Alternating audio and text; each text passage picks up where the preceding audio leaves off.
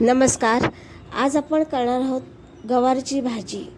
आणि ही भाजी आपण कांदा, टोमॅटो किंवा कुठलाही मसाला न वापरता साधी सिंपल अशी गवारी आणि बटाट्याची भाजी करणार आहोत, गवार बटाटा भाजी. तर त्यासाठी तापलेल्या तेलामध्ये मी मोहरी घातलेली आहे. मोहरी तडतडू द्यायची चांगली. मोहरी तडतडली की त्याच्यामध्ये घालायचं आहे आपल्याला 7 ते 8 पानं कढीपत्ता. हा कढीपत्ता चांगला फ्राय होऊ द्यायचा.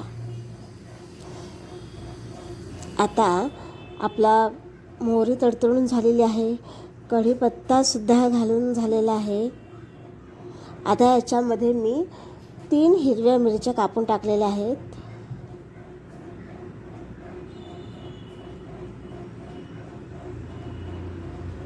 इथे हिरव्या मिरच्यासुद्धा आपल्या फ्राय झालेल्या आहेत.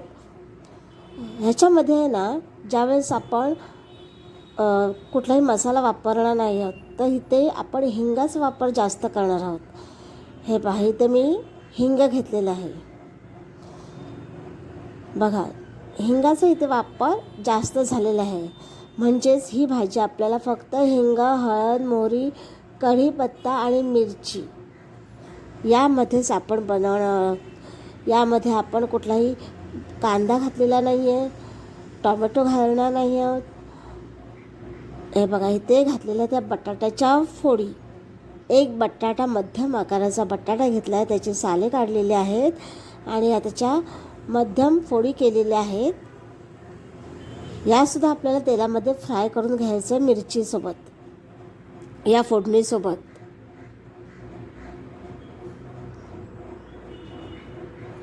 असा आपला बटाटा आपण आता ह्याच्यात व्यवस्थित परतवून घ्यायचा आहे. बघा, तुम्हाला ही आजची रेसिपी नक्की ट्राय करा. साधी सोपी अशी, मसाल्याचा वापर न करता फक्त हिंग, हळद, मोहरी, कढीपत्ता इतकाच वापर करायचा आहे आपल्याला. आता याच्यात आपण टाकणार आहोत पाव चमचा हळद.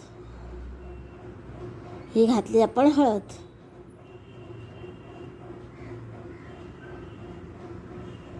हळद घालून पुन्हा आपण परतवलेलं आहे सर्व बाजूंनी.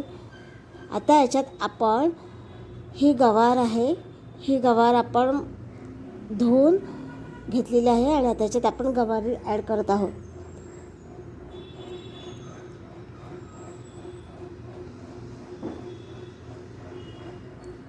प्रत्येक भाजीमध्ये कांदा, टोमॅटो, तिखट, गरम मसाला असं टाकण्याची गरज नसते.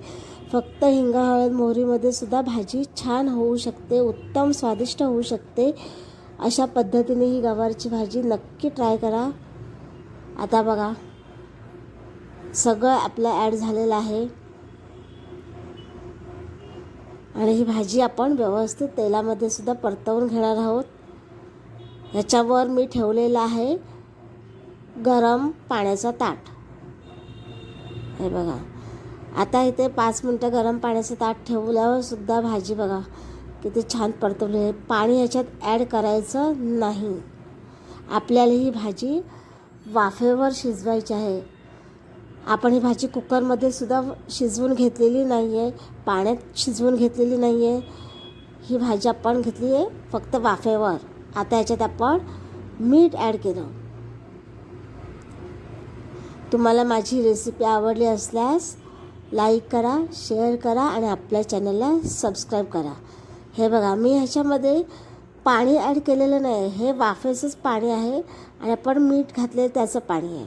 आता आपली भाजी व्यवस्थित शिजल्यावर वरून हे खोबरं घालायचं.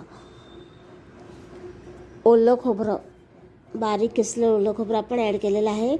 पुन्हा एकदा भाजी आपण व्यवस्थित परतवून घ्यायची आहे. आता यामध्ये आपण झाकण ठेवणार नाही त्याच्यावर. आता अशीच उघड्यावर ही भाजी फक्त परतवून घ्यायची आहे, कारण आपली गवार शिजले, बटाटासुद्धा शिजलेला आहे. ही भाजी आपण वाफेवरच शिजवून घेतलेली आहे. कढईवर ताट ठेवलं, ताटावर पाणी ठेवलं आणि खाली ती भाजी आपोआप शिजली. आपली भाजी तयार झाली. ही बघा, सगळ्या बाजूने मी एकसारखी केलेली आहे. आपली भाजी सर्व करण्यासाठी रेडी आहे.